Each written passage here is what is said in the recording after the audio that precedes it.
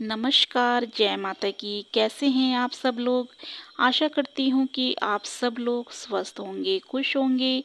आइए जानते हैं कि जीवित पुत्री का व्रत कब है। साथ में जानेंगे इसकी पूजा विधि। तो आइए जानते हैं जीवित पुत्री का व्रत के बारे में। भारत में कुछ ऐसे व्रत भी मनाए जाते हैं जिन्हें एक विशेष क्षेत्र के लोगों के द्वारा मनाया जाता है। ऐसे ही एक व्रत है जीतिया यानी कि जीवित पुत्री का व्रत। इस व्रत को विशेष तौर पर बिहार, झारखंड और पूर्वी उत्तर प्रदेश के कुछ क्षेत्रों में रखा जाता है। माना जाता है कि ये व्रत सबसे कठिन व्रत होता है। ये व्रत जो है छठ पूजा के समान होता है। ये व्रत जितना ही कठिन होता है उतना ही फलदायक भी होता है। ये व्रत आमतौर पे माताओं के द्वारा अपने पुत्रों की लंबी उम्र के लिए और अच्छे स्वास्थ्य के लिए रखा जाता है। माना जाता है कि इस व्रत के रखने से संतान के जीवन से सभी दुखों का अंत होता है और उनके जीवन में तरक्की के साथ साथ लंबी उम्र का भी वरदान जो है प्राप्त होता है। जीवित पुत्री का व्रत जो है अश्विनी माह के कृष्ण पक्ष की अष्टमी तिथि के दिन मनाया जाता है। आइए जानते हैं कि जीवित पुत्री का व्रत कब है और इसकी पूजा विधि क्या है। तीज व्रत की तरह ही जीवित पुत्री का व्रत जो है निर्जला रखा जाता है और माना जाता है कि ये व्रत छठ पूजा की तरह ही कठिन होता है और छठ पूजा की तरह ही ये फलदायक भी होता है। जीवित पुत्री का व्रत जो है बिहार, बंगाल और पूर्वी उत्तर प्रदेश में मनाया जाता है। इस वर्ष अश्विनी मास की कृष्ण पक्ष की अष्टमी तिथि को यानी 24 सितंबर मंगलवार को दोपहर 12:38 से शुरू होगा और 25 सितंबर बुधवार को दोपहर 12:10 पर समाप्त होगा। जीवित पुत्री का व्रत जो है 25 सितंबर बुधवार को रखा जाएगा। आइए जानते हैं कि जीवित पुत्री का व्रत का क्या महत्व है।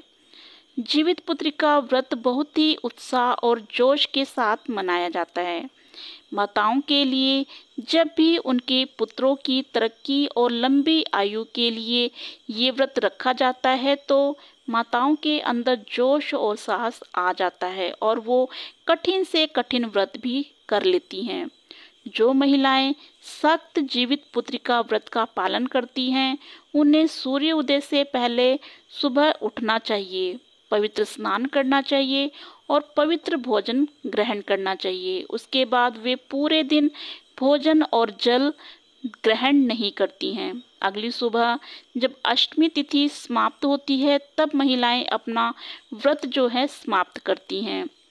जीवित पुत्री का व्रत के दौरान पानी की एक बूंद भी नहीं पीती हैं, यानी कि पानी की एक बूंद का भी सेवन नहीं किया जाता है। ये व्रत जो है निर्जला रखा जाता है। यदि ये व्रत जो है पानी से किया जाता है तो इसे खुर जीतिया कहा जाता है।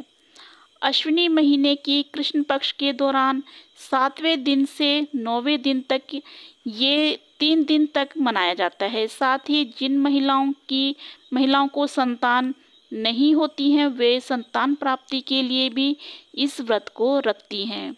इस दिन माताएं जो हैं भगवान जीवित वाहन की पूजा करती हैं। आइए जानते हैं कि जीतिया व्रत की पूजा विधि क्या है। सुबह स्नान करना चाहिए, उसके बाद भगवान जीवित वाहन का ध्यान करें। व्रत का संकल्प लिया जाता है और भगवान सूर्य नारायण की प्रतिमा को स्नान कराया जाता है। उसके बाद कुशा से बनी भगवान जीवित वाहन की प्रतिमा के सामने धूप, दीप, चावल और फूल आदि जो है अर्पित किए जाते हैं। मिट्टी और गाय के गोबर से चील और सियारिन की मूर्ति जो है बनाई जाती है। साथ ही भगवान सूर्य नारायण की आरती की जाती है।